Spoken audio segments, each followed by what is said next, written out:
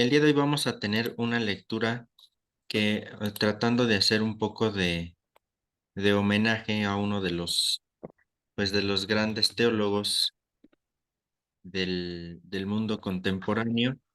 En un segundito, que va a ser eh, José María Castillo. Déjenme, den un segundito.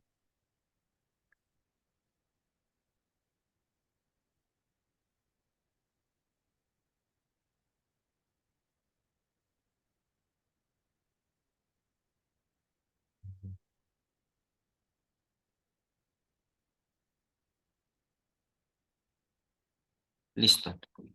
Es un artículo de José María Castillo que se llama El Centro de la Espiritualidad Cristiana. Son 8 paginitas, pero bueno, esa columna doble y si ven está un poquito grande la letra y vamos a hacer a continuar con nuestra dinámica del club de lectura. Se va leyendo una parte y si hay alguien como que quisiese hacer un comentario, pues se hace, ¿no? Bien, fíjense, leo yo la introducción y ya después pasamos a que cada uno de ustedes vaya leyendo un apartado. Antes de ello, nos ponemos en la presencia de Dios, en el nombre del Padre, del Hijo y del Espíritu Santo. Amén. María, trono de sabiduría, ruega por nosotros. Muy bien, pues les digo, el nombre de este artículo es El Centro de la Espiritualidad Cristiana. Es un artículo de José María Castillo. Es un teólogo español que recientemente acaba de morir, o era un teólogo español que recientemente murió el 13, hace 3 días, el 13 de este mes. Y pues bueno, un poquito en su honor, vamos a leer este artículo. Fíjense, existe hoy en día y en sectores cada vez más amplios una actitud altamente receptiva hacia la espiritualidad y todo lo que significa experiencia espiritual y experiencia de Dios en general. No cabe otra actitud que la de acoger con simpatía esta realidad.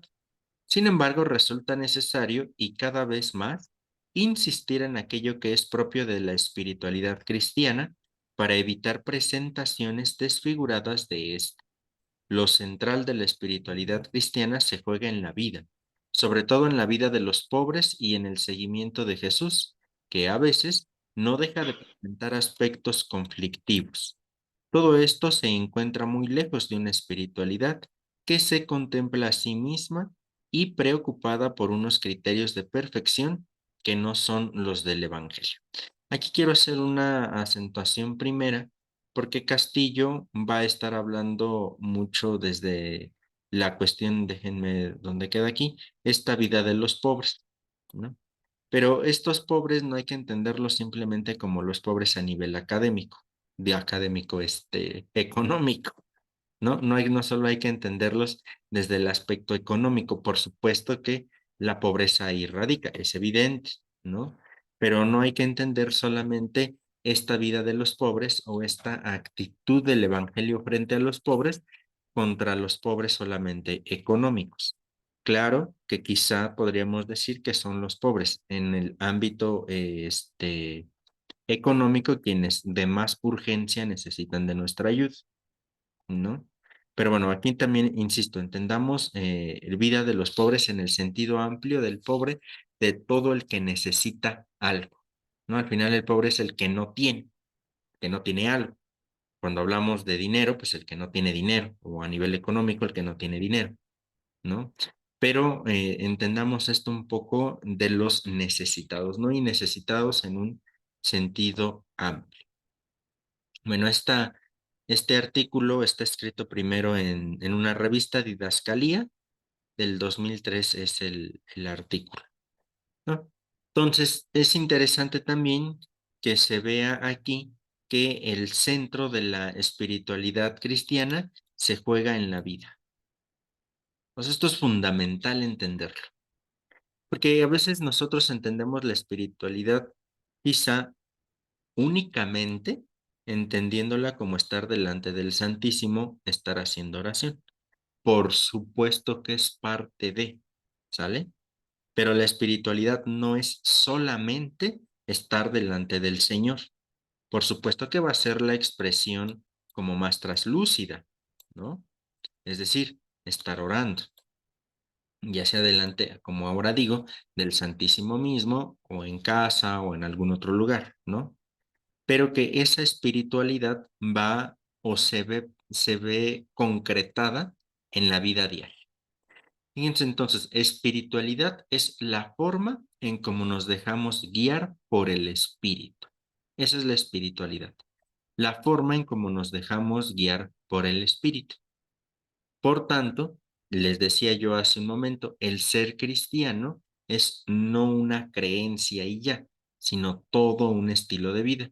El ser cristiano, en otras palabras, debería de configurar nuestro ser y nuestro quehacer en cada uno de nuestros días, en la vida concreta de cada uno, porque si no, entonces no podríamos hablar de los pobres de ningún tipo, ¿no? Porque entonces como la espiritualidad solo sería estar rezando, estar orando, estar en la presencia de Dios, pues entonces mientras yo esté ahí, que corro el mundo.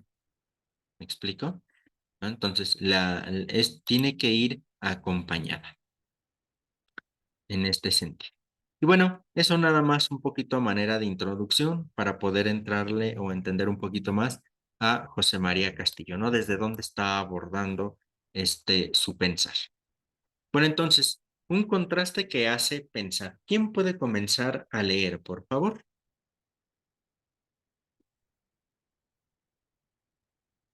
Yo, Iván, Adelante, Neida, por favor. hablar de espiritualidad produce reacciones contrapuestas. Hay personas para quienes la espiritualidad es lo más noble y lo más importante que el ser humano puede y debe afrontar en esta vida. Por el contrario, para otros, la espiritualidad no interesa e incluso resulta sospechosa e inadmisible. Plantear el asunto de la espiritualidad es poner sobre el tapete un tema que pone en evidencia un contraste e incluso una confrontación, porque al tratar de la espiritualidad nos encontramos con sus entusiastas y con sus detractores. Los entusiastas son los que ven en la espiritualidad el remedio de todos los males. Los detractores son los que ni siquiera soportan lo que esa palabra les sugiere, porque hay quienes piensan que espiritualidad es lo mismo que evasión del mundo y de la historia, renuncia y mortificación de todo lo que naturalmente, aceptación resignada de las penas y miserias que lleva consigo el hecho de vivir en este valle de lágrimas. Y todo eso con buenas dosis de espiritualismo.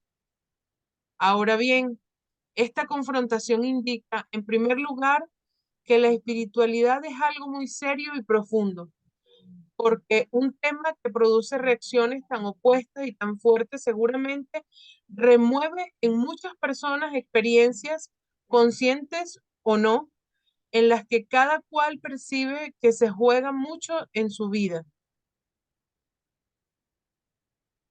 En segundo lugar, indica también que en la espiritualidad, tal y como mucha gente la entiende, hay algo que funciona mal, porque seguramente está mal planteado. Y cuando un problema se plantea mal, la solución no puede ser acertada. Este contraste y esta confrontación hacen pensar por qué obligan a hacerse preguntas muy básicas. Voy a afrontar aquí la que a mi juicio me parece la más importante de todas. ¿Dónde está el centro de la espiritualidad cristiana? Bien, gracias, Neida. ¿Qué les parece esta confrontación que presenta Castillo? Porque va siendo una confrontación que de por sí pareciese ser, se va presentando en el mundo moderno, ¿no? O en el mundo contemporáneo. Es la espiritualidad, ¿no? Normalmente, ¿cómo entendemos la espiritualidad, ¿no? ¿Qué opinan de esta confrontación que presenta Castillo? Pues evidentemente que yo también considero que es así, Iván, porque no hemos comprendido todavía y que la espiritualidad abarca toda nuestra vida, todo nuestro comportamiento, o debería girar en torno a y nosotros muchas veces, y ahí es donde viene la confrontación, queremos comportarnos de una manera, por decirlo así, dentro de la iglesia. Y luego que salgo de la iglesia, vuelvo a retomar un estilo de vida que no es congruente con lo que yo profeso o creo. Entonces ahí es donde está pues esa que para uno sea una confrontación, porque no hay congruencia entre lo que pensamos y decimos que creemos y en lo que realmente hacemos luego que salimos de la iglesia como cuatro paredes, por decirlo de alguna manera. Sí, sí, no, exactamente es esta confrontación que sucede al interior y que desde fuera se nos dice, ¿no? Parece ser que el ser cristiano es solamente dentro de la iglesia, construcción, paredes, ¿no? Y que hasta ahí es donde radica esta, cuando en realidad tendríamos que decir, por eso les digo, que la espiritualidad abarca todo, ¿no? Entonces es muy interesante esta confrontación que de alguna manera va presentando Castillo, porque es una forma de hacernos conscientes que la espiritualidad parte de la experiencia de vida y a su vez tiene que tener una concreción en la misma vida, ¿no? No podemos entender entonces que la acción del espíritu en cada uno de nosotros actúe fuera de la historia y fuera de la vida. Es absurdo, ¿no? Aunque hay que decirlo, que esta crítica que se le hace al cristianismo, pues también no es de a gratis, ¿no? Ajá, porque también ha habido momentos, experiencias que pareciera ser que la iglesia, históricamente hablando, que la historia se encierra en sí misma y no hay más. Entonces, por ahí va partiendo. También es una cuestión histórica, ¿no? ¿Algún otro comentario? Ok. Y no, pues avanzamos, ¿no? Al siguiente puntito que es Dios y la vida. ¿Quién pudiera comenzar a leer este apartado? Pues Yo, Adelante, Vicky. Dios y la vida. Para poner en claro dónde está el centro de la espiritualidad cristiana, lo primero es caer en la cuenta de que las personas que tenemos creencias religiosas, con frecuencia establecemos, sin darnos cuenta, una relación dialéctica entre Dios y la vida. Es decir, para mucha gente, Dios y la vida son dos realidades disociadas y sobre todo contrapuestas. Abundan las personas que ven en la vida con sus males, sus sufrimientos y sus contradicciones. Ay, ¿a dónde voy? Aquí. Ah, y sus contradicciones, la gran dificultad para creer en Dios y en sentido contrario. Abundan también las personas que ven en Dios el gran obstáculo para vivir, desarrollar y disfrutar la vida en toda su plenitud.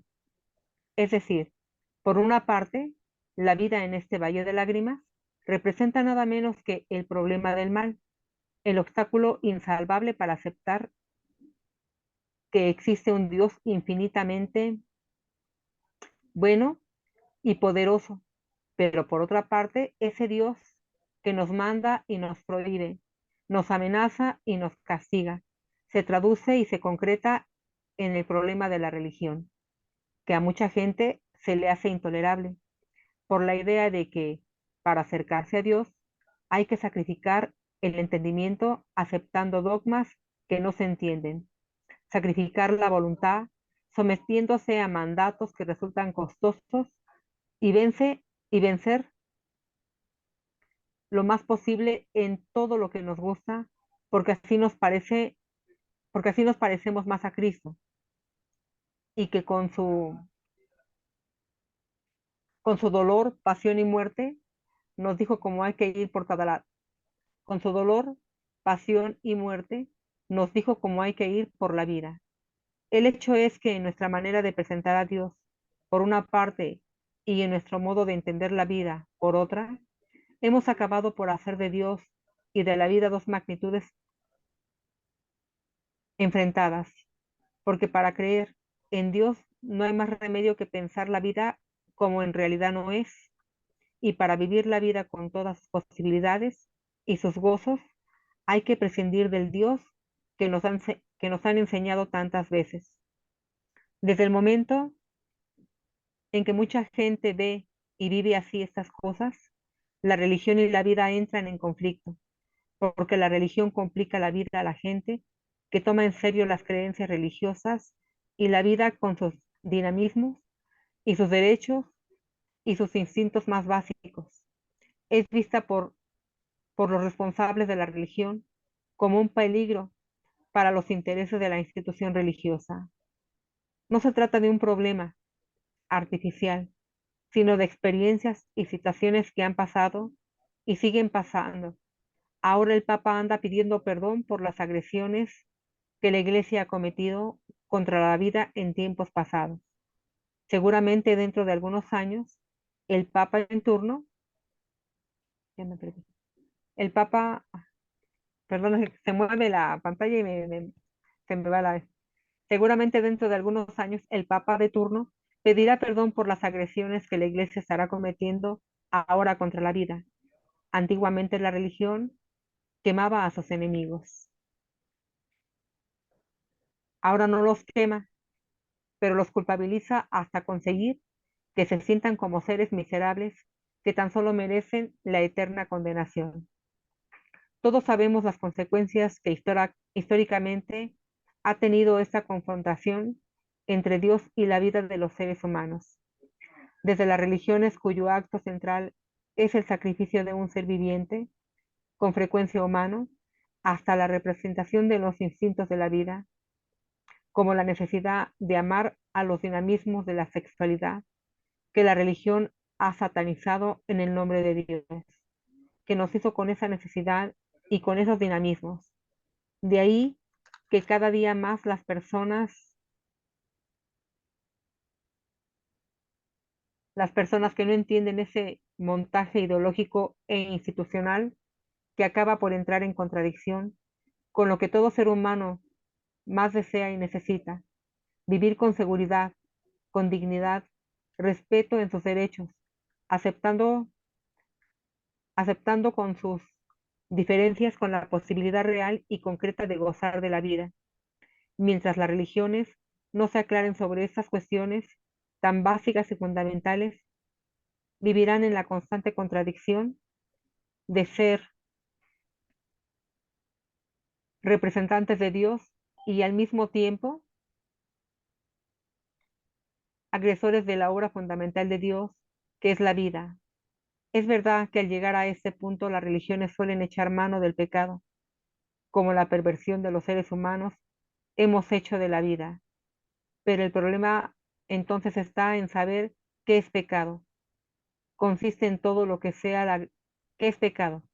Consiste en todo lo que sea agresión a la vida, a sus derechos, a su dignidad, a sus peculiaridades culturales, a sus instintos más básicos y al goce de la alegría de vivir, o en desobediencia a la religión con sus dogmas, leyes, poderes, jerarquías, amenazas y censuras sociales. Con ello tocamos el centro mismo de cualquier espiritualidad, y mientras no nos aclaremos sobre estas cosas, iremos por la vida dando palos de ciego, con nuestra religión a cuestas, sin saber qué hacer con ella, porque la podremos utilizar como agresión, ya sea contra nosotros mismos, ya sea contra los demás, o porque cansados de no verle sentido a ciertas cosas, terminaremos por mandarla a paseo para poder vivir en paz y en coherencia con uno mismo y con los demás. Exacto. Ya va dando, gracias Vicky, ya va dando José María Castillo ciertas pautas para entender cuál es el centro de la espiritualidad cristiana, ¿no? Pone, no porque, ojo, no porque esté en contra de los dogmas de la institución eclesial ni nada, ni de todo esto, ¿eh? No se entienda la postura de Castillo ahí, Castillo está preguntando por el centro de la vida cristiana, por el centro, ¿no? Entonces tenemos que saber cuál es ese centro. Y en definitiva, el mismo centro tendría que ser Dios. Solo que aquí la pregunta es, ¿qué imagen de Dios tenemos? Ese es el gran asunto, ¿no? ¿Cómo ven esto? ¿Algún comentario? Eh, pues yo creo que la imagen que nos han inculcado es de un Dios castigador, es un Dios que nos juzga, es un Dios que no perdona, es un Dios que, por ejemplo, hablaba aquí de la iglesia, por ejemplo, cuando haces algo, pues la verdad eh, se te castiga, te dice que Dios te va a castigar, que te vas a ir al infierno, y entonces eso en vez de ayudarnos, pues la verdad, te hace sentir peor, ¿no? Entonces es demasiado complicado, ¿no? Es demasiado complicado, sobre todo que también cuando nos hablan de los dogmas que tiene la iglesia, pues muchas veces decimos, nos enseñan ciertas cosas, pero muchas veces también vemos que determinados sacerdotes no cumplen con todo lo que nos dicen. Y entonces eso, por lo menos a mí, pues sí me llena de conflicto, porque en ocasiones dicen una cosa o hablar de la misericordia del ser humano, y en ocasiones, bueno, yo conozco un sacerdote que tiene unas actitudes que no son de acuerdo a lo que él es como sacerdote y tiene un año de ser ordenado y a mí eso me llena de conflicto porque eh, yo me pongo a pensar si va empezando y siendo así, ¿cómo será al cabo de los años, ¿no? Entonces, si él es una persona que tenemos que seguir o que es el ejemplo a seguir, pues eso a mí me llena de conflicto. Y aquí es a donde yo lo veo ahorita con la lectura, ¿no? De que nos dicen una cosa, pero ellos hacen otra, ¿no? Y entonces, ¿a quién debemos de seguir, ¿no? ¿Cuál es el Dios de ellos y cuál es el Dios nuestro, ¿no? También es donde yo siento ese conflicto. Claro, Gracias. gracias. Iván, Sí, Lourdes. Te escuchamos, después escuchamos a Neida y después te escuchamos, Lau. ah, mi opinión, la hermana habla de un Dios castigador. Yo pienso que quienes nos castigamos somos nosotros mismos, porque la enseñanza de Dios está muy clara, el Evangelio es muy claro, y lo que hay que seguir es lo que dice el Evangelio. Estoy totalmente de acuerdo con ella en cuanto a la actitud de muchos sacerdotes. Y conste que les digo muchos porque ya son muy pocos los que realmente siguen su forma de vida en lo que el sacerdocio marca.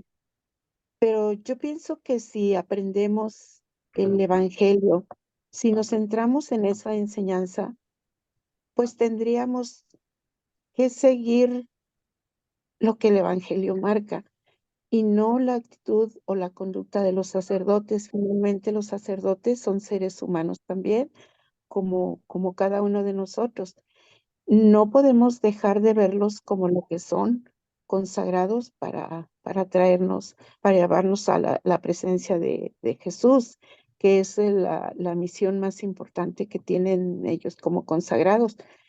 Y lo que tenemos que tener nosotros mucho cuidado en seguir, pues en seguir el Evangelio, porque si nos dejamos llevar por la actitud de tal o cual, ciertamente, como está la hermana, pues vamos a estar confundidos, nos confunden.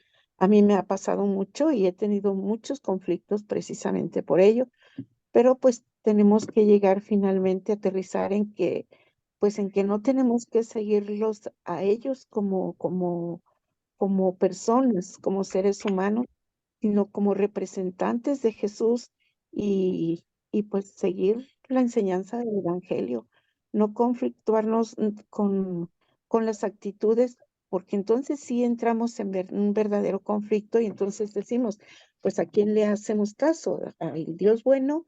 Ellos son sus pastores, ellos vienen a cuidar al rebaño que somos nosotros y que no nos enseñan, que tenemos que aprender.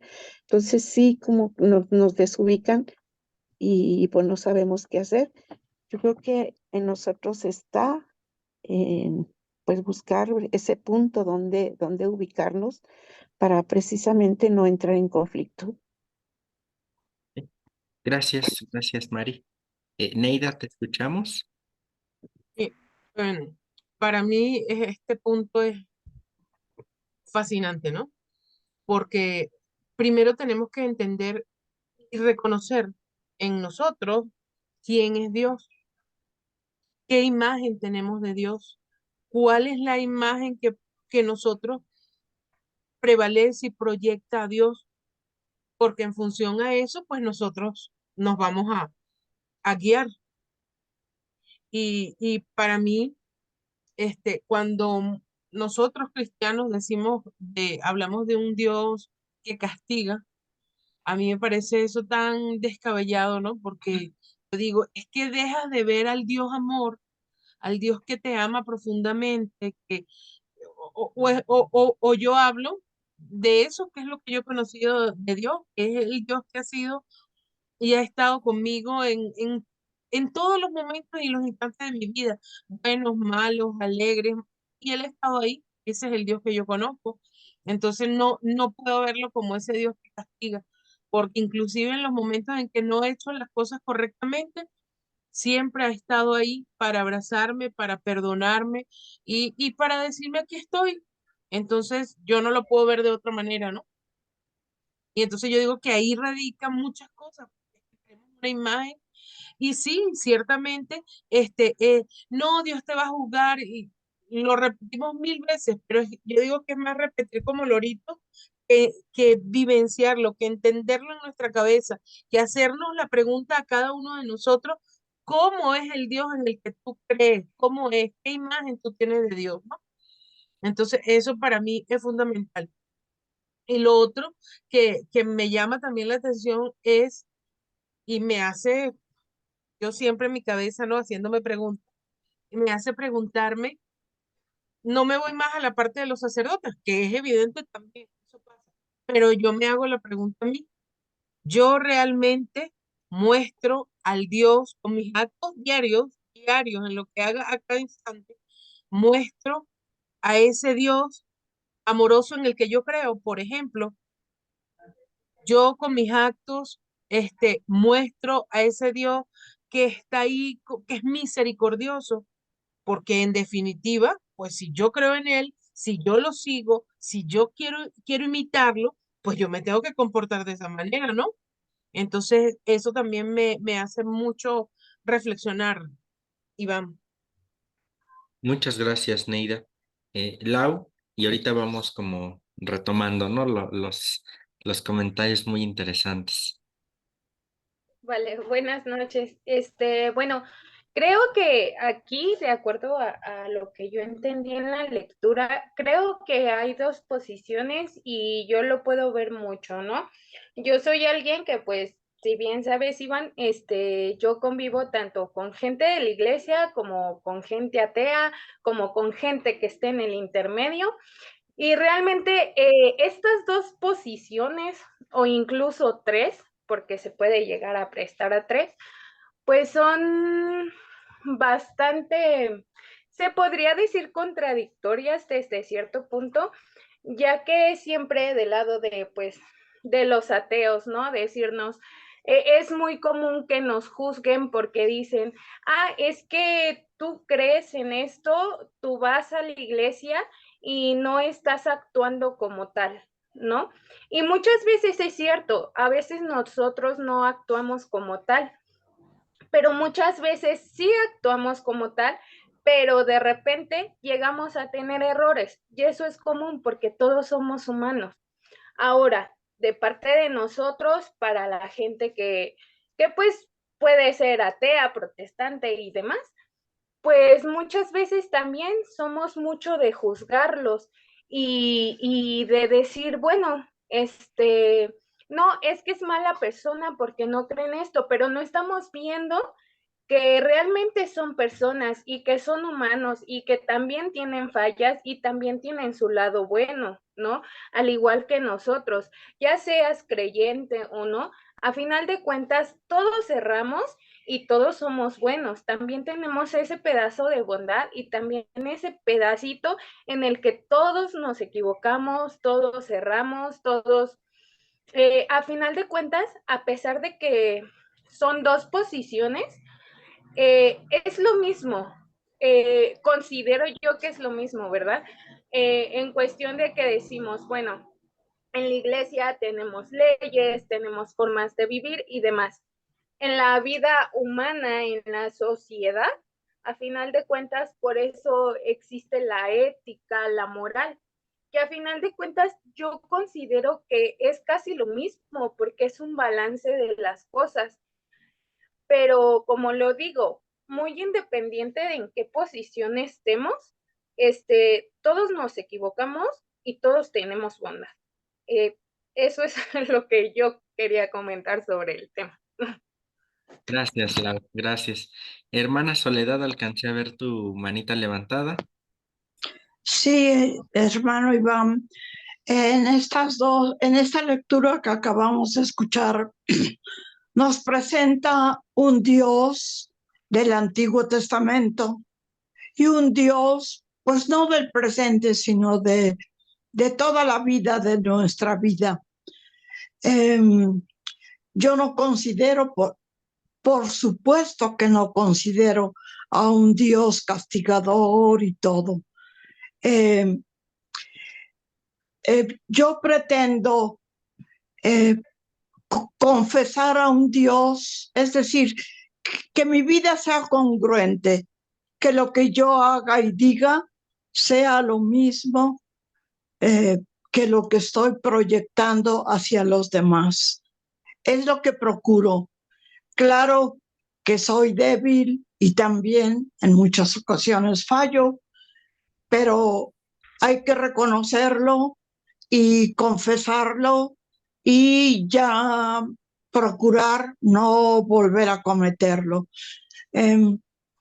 Lo que digan los demás, lo que sean los demás, lo que sean los benditos sacerdotes que fueron ungidos por el Espíritu Santo, no los debo juzgar. Cada quien debe eh, eh, pues entender que no somos nadie para juzgar a nadie. Solo Dios es el justo juez. San Francisco de Asís decía que si llegara a él un fraile que fuera superior y que tendría 3 días de haber llegado a ser superior, él, como mayor que él, le besaba los pies. Eso me debe dar un ejemplo de que los sacerdotes tendrán que entregar cuentas a Dios, indudablemente, pero no nosotros. A lo mejor, juzgándolos, cometemos un error y cometemos un pecado. Entonces, no juzgar a nadie, sino únicamente cumplir con lo que yo sé, con lo que yo estoy aprendiendo, con lo que yo siento que estoy mejorando y eso es lo que debo proyectar a los demás. Esa es mi opinión, Iván. Gracias, Sol. Sí, fíjense que sus comentarios han sido muy interesantes, ¿no? Abordarlos todos como en conjunto es padre, porque por un lado, pues sin duda está este mal ejemplo por parte de la iglesia que pues nos abarca absolutamente a todos, ¿verdad? Yo creo que todos en algún momento de nuestra vida hemos sido mal ejemplo de cristiano. Claro que sin duda los que están delante de nosotros o deberían de estar adelante de nosotros, pues es más notable eso, ¿no? Porque son los que están al frente de la comunidad y de pronto sí llega a desconcertar, ¿no? Si no lo sabré yo que lo viví desde dentro, ¿no? Entonces, pero lo importante acá justo por eso nos preguntamos por el centro de la espiritualidad, ¿no? Y entonces entender que ese centro de la espiritualidad, pues no pueden ser los dirigentes de la iglesia. Por supuesto que ellos están para guiarnos, para orientarnos, para sacarnos adelante. Por supuesto que sí, ¿no? Y esa es su responsabilidad. Justo hoy veíamos en clase el sacramento del orden, abordábamos el episcopado, un poco el presbiterado, y pues era la primera función, ¿no? Estar al pendiente de la porción del pueblo de Dios que se les ha encomendado, ¿no? Ya aquí habrá algunos buenos, habrá algunos más o menos y algunos que de plano pues que se les acuerde para que se ordenaron, ¿no? Evidentemente y con todo respeto se ha dicho, ¿no? Pero sí, ciertamente nosotros también tendríamos que decirnos o preguntarnos también cuál ha sido nuestra respuesta como cristianos y en dónde justo, en dónde hemos puesto el centro. Me parece que, insisto, es una pregunta fundamental. ¿En dónde, como cristianos, está nuestro centro? ¿No? Ya el mismo San Francisco dirá, ¿no? Que hay que respetar a los sacerdotes porque nos administran espíritu y vida y nos dan el cuerpo y la sangre del Señor, etcétera, ¿no? Por supuesto que sí, ¿no? Pero nosotros como fieles, pues también tenemos ese derecho de pedirles que hagan su chamba como les toca, ¿no? Por supuesto que sí, ¿no? Pero en primera instancia tendríamos nosotros que preguntarnos, pues desde nosotros mismos, cuál es nuestro centro, ¿no? Me parece que es un comentario válido los que han hecho, ¿no? En el sentido de, pues al final son los que nos deberían de enseñar y de pronto, pues qué obole, ¿no? Pero justo por eso es preguntarnos por el centro. ¿En dónde está nuestro centro? ¿De dónde parto yo para entonces acercarme a Dios, ¿no? Y me parece que por ahí iría un poquito el punto. Otra cosa que me gustaría también rescatar de sus comentarios es que, como si mal no recuerdo, Lau lo decía, ¿no? No es que los valores de la sociedad civil o sociedad sin más estén contrapuestos a los valores del reino de Dios. Al final de cuentas tendría que ser nuestro centro, ¿no? El reino de Dios. No es que estén contrapuestos. Eso sí, hay en la sociedad pseudo valores, ¿no? O falsos valores. Y contra esos o de esos sí nos tenemos que alejar. Pero cuando hablamos de valores en la sociedad, ¿qué hablamos, no? Podemos presentar, por ejemplo, a los derechos humanos, que si se cumplen o se cumplen, se tergiversan o lo que ustedes quieran, pero en el papel, los derechos humanos parecen ser los derechos del Evangelio. ¿Me explico? Entonces, no están contrapuestos. Y fíjense qué padre, porque ahí es donde va a ir aterrizando Castillo, ¿no? ¿Cuál es el centro de la espiritualidad? No pueden ser los dogmas, no puede ser la jerarquía, no puede ser la iglesia como institución. El centro de la espiritualidad cristiana tiene que ser Cristo, ¿no? Y bueno, cuando digo Cristo, cuando digo Dios, estamos hablando del Dios trino y uno, ¿no? Es decir, de la Trinidad. Ese sí tiene que ser nuestro centro de nuestra espiritualidad. Que ya si lo pasamos a términos o a conceptos históricos con Jesús, tendremos que decir reino de Dios, ¿no? Pero ahí tendría que ser nuestro centro al respecto. ¿Vamos bien? Sí. Ok, Sí, Fray. Sí, vamos. muy bien, aunque les vuelvo a decir, ¿no? Si también nosotros como miembros del pueblo de Dios estamos en todo nuestro derecho de pedir a nuestros pastores pues que hagan su chamba, ¿no? Eso es cierto, ¿no? Bien, Evangelio y, ay, ¿qué hice? Evangelio y espiritualidad. ¿Quién puede seguir leyendo, por favor? Yo, Fray, yo, bueno, Adelante, Lau. Evangelio y espiritualidad. El término espiritualidad no se encuentra en el Nuevo Testamento ni en la primitiva tradición cristiana. Esta palabra se empezó a utilizar en el siglo IV y su contenido se fue elaborando a lo largo de la Edad Media. Cuando los cristianos hablamos de espiritualidad, nos referimos a la forma de vivir de aquellas personas que se dejan llevar por el Espíritu de Dios.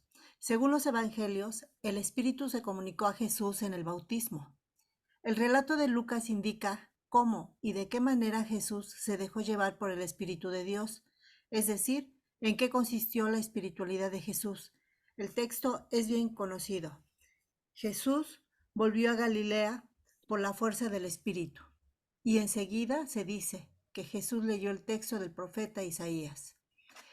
Inmediatamente el mismo Jesús añadió: esta escritura que acabáis de oír se ha cumplido hoy.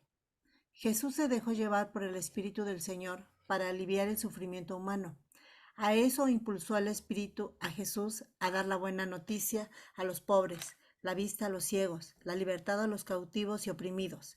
En definitiva, dar vida a quienes tienen la vida cuestionada o disminuida, devolver la dignidad de la vida a los que se ven atropellados por causa de la opresión o por carecer de la libertad que merece cualquier ser humano. Esto significa que la espiritualidad que presenta el Evangelio funde la causa de Dios con la causa de la vida, hasta tal punto que la predicación y el comportamiento de Dios nos viene a decir que los seres humanos encontramos a Dios solo en la medida en que defendemos, respetamos y dignificamos la vida. En esto se sitúa el centro de la espiritualidad cristiana, y por eso el Evangelio resulta comprensible cuando se parte de este planteamiento y cuando a partir de este principio se interpreta el mensaje de Jesús. El centro de este mensaje, según los sinópticos, no fue Dios, sino el reino de Dios. A Jesús no le preocupó el problema de Dios en sí mismo, sino dónde y cómo podemos encontrarlo y relacionarnos con él, según el mensaje del reino de Dios. A Jesús se le encuentra sanando toda la enfermedad y toda dolencia en el pueblo, resucitando muertos, limpiando leprosos, echando demonios, de tal manera que la señal de que los seres humanos encontramos a Dios es que se expulsa a los demonios, es decir, se produce la liberación de cuanto oprime, limita o hace indigna la vida. La espiritualidad que presenta el Evangelio no es un proyecto que centra el sujeto en sí mismo, en su propia perfección o santificación, o en su adquisición de determinadas virtudes. Por muy noble que todo esto sea, nada de ello se encuentra en el Evangelio. La espiritualidad que presenta el Evangelio es un proyecto centrado en los otros, orientados a los demás, con la intención puesta en aliviar el sufrimiento ajeno. Es un proyecto centrado en la defensa y el respeto de la vida, en la lucha por su dignidad. Cuando el Evangelio explica en qué va a consistir el criterio determinante de los que entran o no en el reino definitivo, todo se reduce a una cosa: los que han aliviado el sufrimiento humano, los que han dado de comer a los hambrientos, los que han vestido al que no tiene que ponerse, los que han acompañado a enfermos y presos. En definitiva, los que se afanan por la vida de los demás son los que encuentran a Dios. De este modo, aparece claro que en la espiritualidad que el Evangelio muestra se funde y se confunde la causa de Dios con la causa de la vida. Exacto, aquí nos detenemos un momentito. Gracias, Lau. Fíjense, entonces encontramos, ¿en dónde está? Aquí, déjenme ver. Esto, ¿no? Los seres humanos encontramos a Dios solo en la medida en que defendemos, respetamos y dignificamos la vida. Ese en realidad sería el centro de la espiritualidad, el centro del Evangelio. Por eso les digo que va a ser muy padre e interesante entender que los cristianos no, como decía hace un poco Lau, ¿no? No solo tenemos que, no se trata más de, no se trata de estar en contra de los que no creen, ¿no? Eso es absurdo. Más bien tendríamos que estar en contra de los que deshumanizan, no de los que no creen. En todo caso, ¿me explico? Por supuesto que a los que no creen habría que intentar presentarles al Dios amoroso, al Dios misericordioso, no bonachón, ¿no? Porque Dios tampoco es bonachón, pero sí es Dios amoroso, Dios misericordioso, ¿no? Y en este sentido, también tendríamos que hacer entender que nosotros somos los encargados de hacer eso. Todos los cristianos, ¿no? Absolutamente todos los cristianos. Ya dentro de la iglesia, cada quien juega un rol a desempeñar dentro de la comunidad eclesial, ¿no? Y dependiendo de ese rol que juguemos dentro de la comunidad eclesial, es como nos deberíamos de comportar, actuar y ver por los demás, ¿vale? Esto también que va presentando, que va indicando que nosotros también como cristianos, me parece que tendremos que estarnos corrigiendo entre nosotros, porque eso es algo evangélico. Recuerden, si tu hermano peca, díselo. Si no te hace caso, hazte valer de dos. Si no hace caso, díselo a la comunidad. Y fíjense lo drástico que es el evangelio, ¿no? El evangelio bueno, el evangelio lo que dice Jesús es radical. Y si aún después de esto no te hace caso, déjalo, ya no tiene remedio, ¿no? Y este criterio tendríamos que aplicarlo para todos, sea cual sea el papel que jugamos dentro de la comunidad eclesial, sea cual sea. Entonces, por eso les digo, volvemos a preguntar, ¿cuál sería el centro de esa espiritualidad? El ver por la vida, ¿no? Lourdes, ¿quieres compartirnos algo? Pues, pues yo creo, yo lo defino nada más en un punto. Ajá. Es, todo esto viene a redundar en cómo hacemos uso, en el uso que le damos a la libertad con la que nacemos, con la que Dios nos da en el momento de nacer. A todos por igual nos da esa libertad. Todos cuando nacemos, venimos ya, viene incluida en cada uno de nosotros. Y en cómo hagamos uso de esa libertad, yo pienso que ese es el centro de la espiritualidad de cada uno de nosotros. Sí, porque de eso depende nuestros actos, de lo que hagamos, bien o mal, estamos haciendo uso de esa libertad que Dios nos da. Entonces, si nos va bien, pues qué bueno, ¿no? Lo celebramos y hasta lo gritamos a los cuatro vientos. Pero cuando nos va mal, entonces buscamos a quién echarle la culpa. Y es cuando decimos, Dios no me cuidó, Dios no me ayudó, me fue mal porque Dios quiso, me fue mal. Pero si nos va bien, no decimos, es que fue un regalo de Dios, es que Dios me lo dio, fue la misericordia de Dios, no. Entonces nos sentimos bien luchones, bien fregones y decimos es que yo lo logré. Entonces ahí entra la incongruencia del ser humano. Si nos va bien es porque somos nosotros. No precisamente vemos a Dios en cada una de nuestras actitudes. Lo vemos nada más y casi siempre cuando nos va mal, cuando nos acordamos de Él y decimos, Dios, ¿dónde estás? ¿Por qué no me ayudas? ¿Por qué me dejaste? Yo lo defino nada más en eso, Iván, en el cómo hacemos uso de la libertad que Dios nos da en el momento de nacer. Sí. Efectivamente, porque, gracias, Mari. Bueno, no sé si querías decir otra cosa, perdón. No estoy, gracias. Sí, porque en el fondo la libertad es la que va a marcar o el bien o el mal, ¿no? Nuestra libertad. De lo primerito que nos crea Dios es del no existir, de lo primerito que nos salva, perdón, de lo primerito que nos salva Dios es del no existir. Es decir, cuando Dios nos crea, nos está salvando. Ese es el primer gran don. Y el segundo gran don es el de la libertad, ¿no? Que la libertad aquí entiéndase el sentido auténtico de la, porque hay que distinguir entre libertad y libre albedrío a nivel teológico. La libertad es para elegir el bien, elegir a Dios. Yo en mi libertad elijo a Dios. ¿Cuál es el libre albedrío? Que es distinto. ¿Qué tipo de helado compro? ¿De crema o pues de los normales? ¿Qué tipo de helado, qué sabor de helado tomo? Ese es el libre albedrío. ¿Cómo me voy a vestir? ¿Qué voy a tomar? ¿Qué voy a comer? Pero cuando hablamos de libertad, hablamos de una elección fundamental, que cuando hablamos de una auténtica libertad elegimos a Dios. Cuando hablamos de una libertad herida, es cuando elegimos todo lo que no es Dios.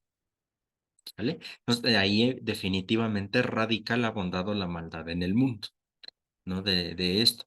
Y justo ahí sería el centro de la espiritualidad que se juega en cuanto a la libertad, ¿no? Por eso el tema no es menor. El preguntarnos por el centro de la espiritualidad cristiana es preguntarnos por qué es lo que hace al cristiano ser cristiano, ¿no? Y en nuestra libertad hacemos esa opción o esa elección al respecto, ¿no? Muy bien, ¿algún otro comentario?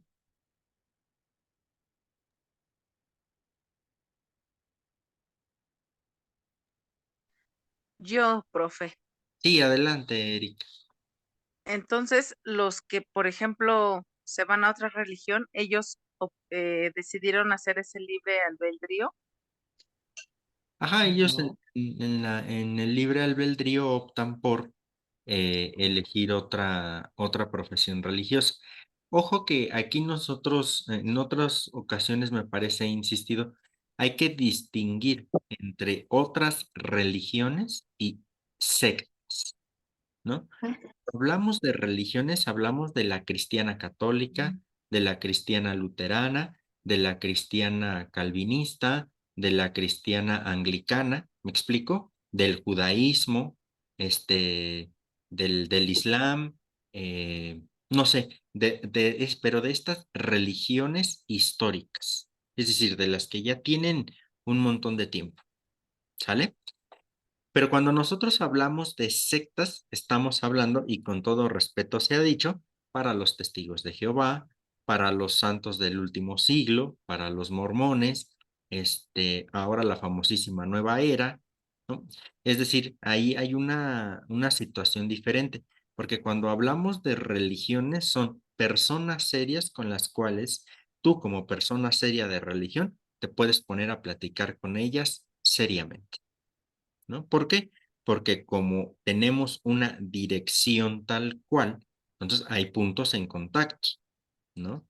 Pero cuando hablamos de sectas, híjole, las sectas sí son bien complicadas la mayoría de ellas.